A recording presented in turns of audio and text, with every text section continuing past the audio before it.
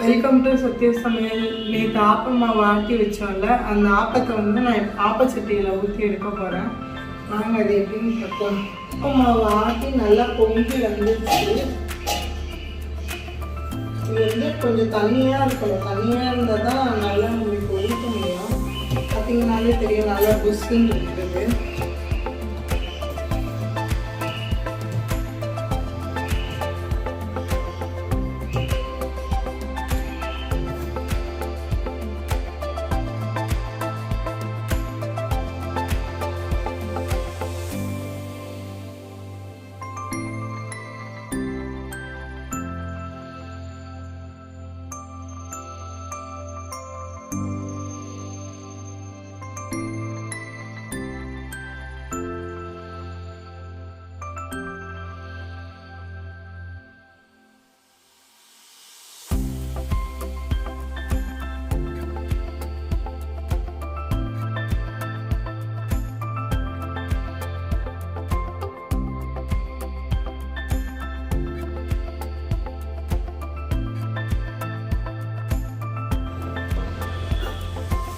ஆப்பம் வந்துச்சு.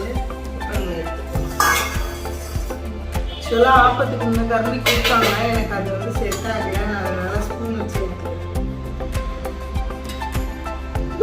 நல்லா பாருங்க, நல்லா மொறு மொறுன்னு இருக்கு.